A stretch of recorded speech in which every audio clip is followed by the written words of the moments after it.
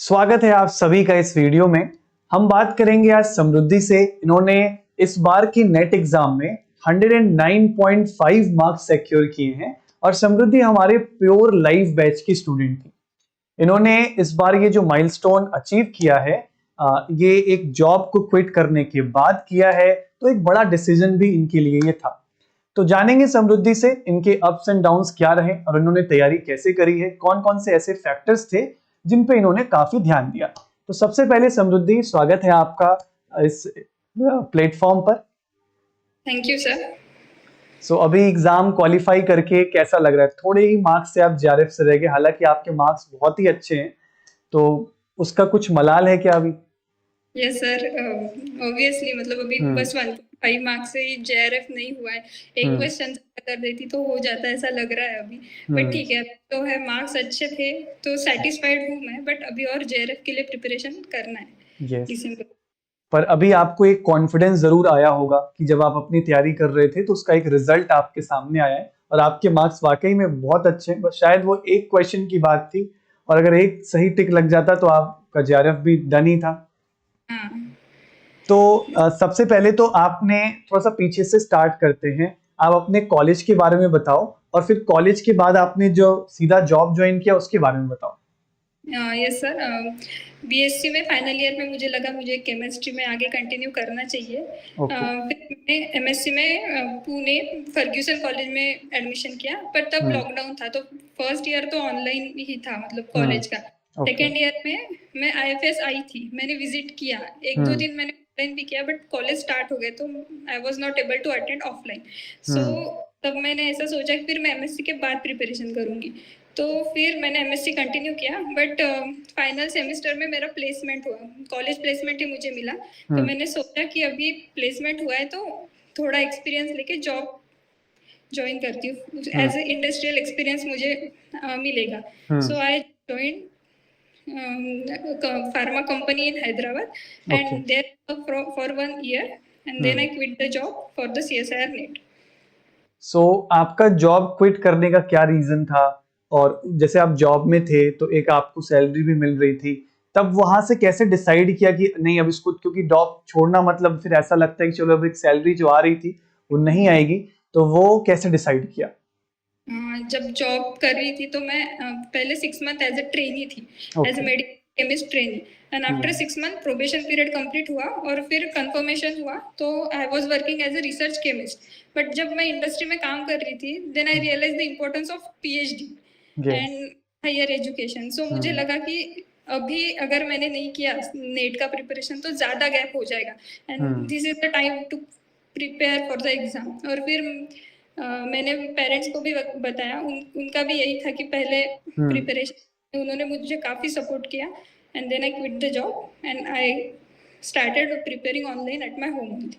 अच्छा, मतलब घर के माहौल में लाइव कोर्स ले लिया और वहीं से आप अपनी क्लासेस स्टार्ट करी आपने। सो प्रिपरेशन जब स्टार्ट करी, क्योंकि एक थोड़ा सा गैप भी आ गया था, आप जॉब में भी थे, तो फिर स्टार्ट करते वक्त क्या क्या चैलेंजेस फेस हुए और क्या फिजिकल, ऑर्गेनिक, इनऑर्गेनिक एक जैसी लगती थी आपको, या कोई डिफिकल्ट जाता था, कोई आसान जाता था? जब स्टार्ट किया प्रिपरेशन तो ज़्यादा मन नहीं लगता था, थोड़ा गैप हुआ था तो ज़्यादा बैठना पॉसिबल नहीं होता, कॉन्सेंट्रेट नहीं कर पा रही थी। तो मैंने ऐसे थोड़े रैंडम बुक्स पढ़े, मतलब जो बीएससी एमएससी के थोड़ा बुक्स पढ़ना चालू किया। फिर उसके बाद मैंने प्रॉपर सीएसआईआर नेट के लिए एक कोर्स लिया और उससे फिर एक वे मिला मुझे कि कैसा करना है प्रिपरेशन, कौन से टॉपिक्स। तो उसके बाद फिर बस एक महीना वगैरह लगा, बाद में फिर कंटिन्यू कॉन्सेंट्रेट कर पाई मैं कोर्स पे। ओके, फिर एक रिदम आपका बन गया। And what about physical, organic, inorganic, ये तीनों आपके एक जैसे हैं या कोई पार्शियलिटी है?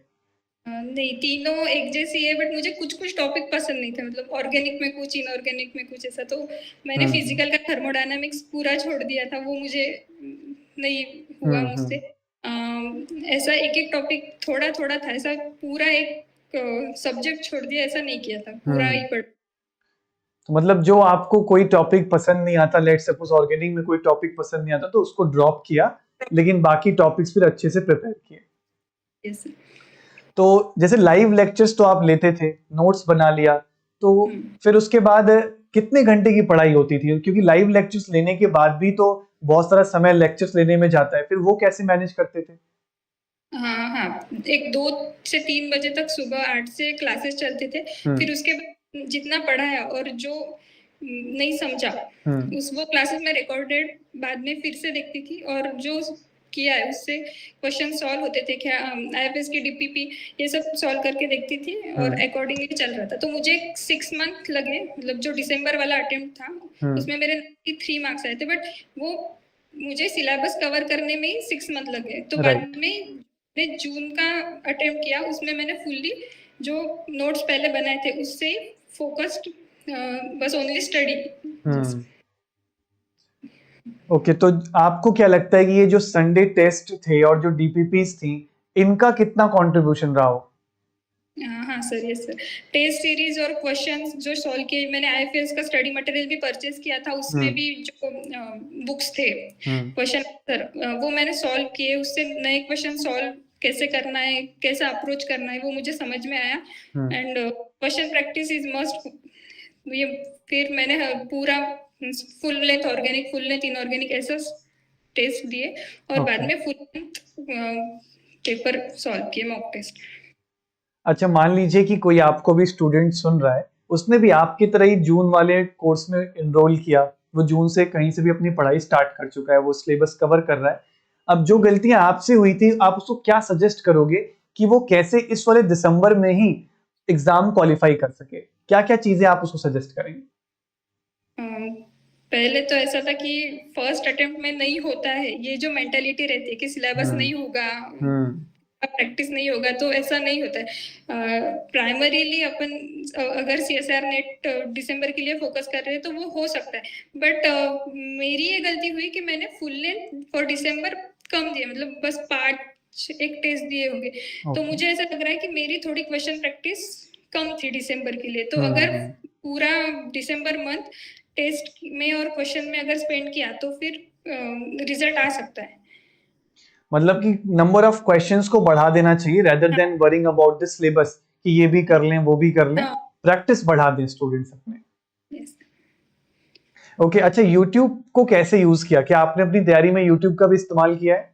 यस सर, यूट्यूब में जो एग्जाम से पहले आईएफएस के आपके पूरे सेशंस मैंने फॉलो किए, जो रात में मिशन इम्पॉसिबल रहते थे वो सब फुल फॉलो किया। बस 9 बजे से लेके 12 बजे तक पूरा वो सेशन अटेंड करती थी। तो ऑर्गेनिक का जो रेफरेंस बुक वाला पार्ट था वो पूरा कवर हो रहा था, और ये भी सब्जेक्ट है इनऑर्गेनिक फिजिकल, वो भी मैंने अटेंड किए, तो उससे भी काफी। तो YouTube पे आप जैसे कुछ जो रेफरेंस किताब वाले हम सेशन, जैसे जिन बच्चों को नहीं पता है, हम मिशन इम्पॉसिबल एग्जाम मैपिंग जिसमें रेफरेंस किताब के सवाल लेते हैं, तो आप वो लाइव अपना समय निकाल के उसको अटेंड किया करते थे रेगुलरली? डेली, हाँ। ओके, तो उसके नोट्स भी बनाते थे आप?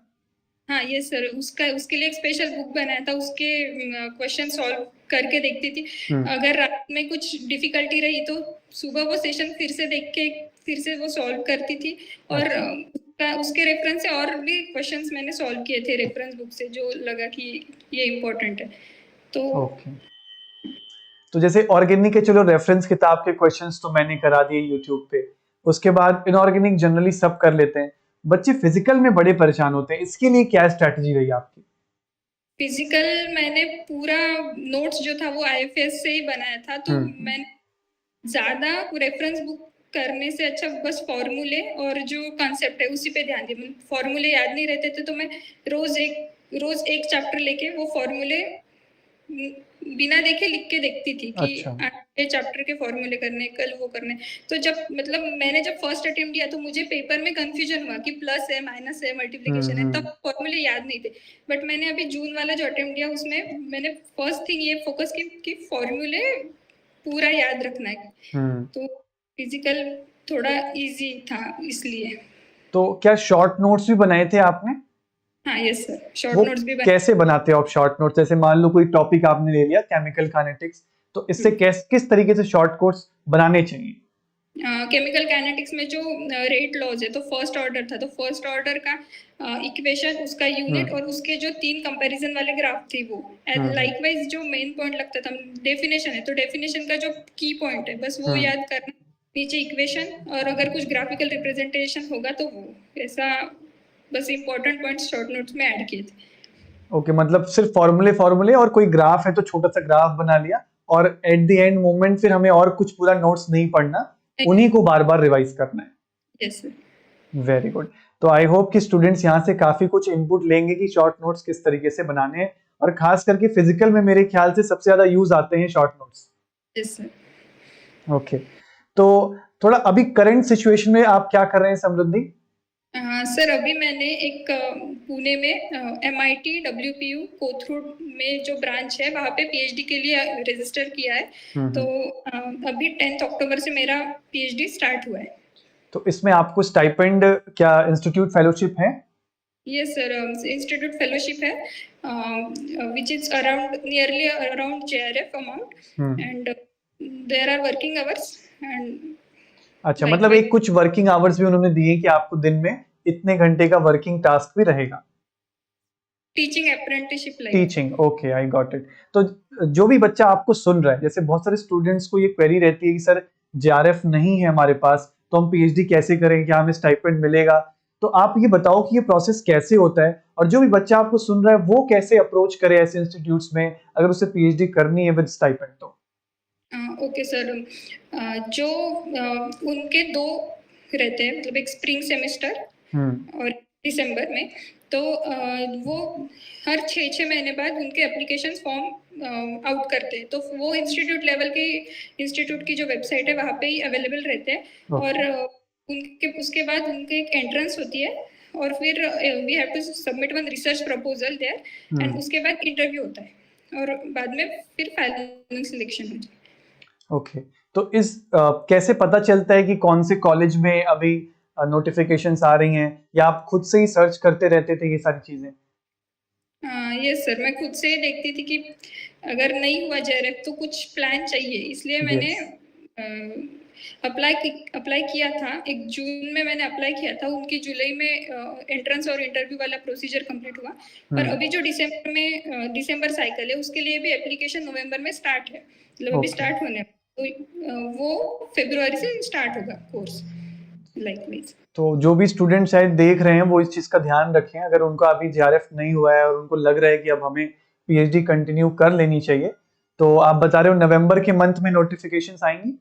हाँ ये sir, 30 November is the last date, the application has started now.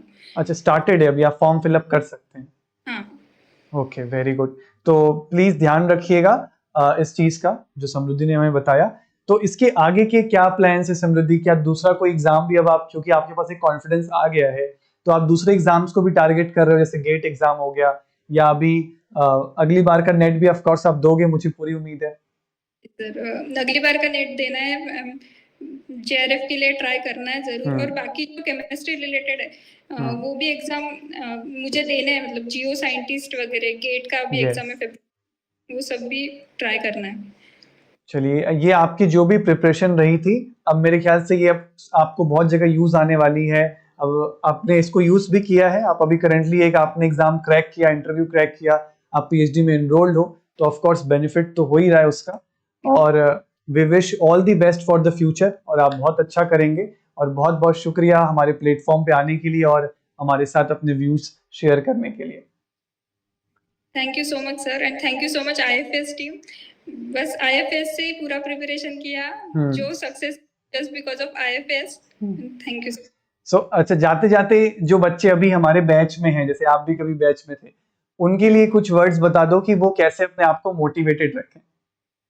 बस सर, मैं एक बात बताना चाहूंगी यहाँ पे, जब मैं प्रिपरेशन करती थी और ये इंटरव्यूज देखती थी, तब मेरा भी ऐसा मोटिवेशन था कि नहीं, मुझे भी इंटरव्यू कभी ना कभी देना है। तो ये सक्सेस इंटरव्यू भी एक मोटिवेशन है जो बच्चे अभी पढ़ रहे हैं, और जो अभी डिसाइड किया है CSR नेट करना है, तो बस उसको प्राइमरी रखना है, बाकी उससे हो जाएगा, मतलब positive attitude is important. Okay, मतलब एक रास्ता बना लेना है और फिर उसको पूरा डेडिकेशन के साथ उस पर अपने आप को झोंक देना है। यस। चलिए, थैंक यू सो मच समृद्धि, आपसे बात करके बहुत अच्छा लगा। Thank you sir.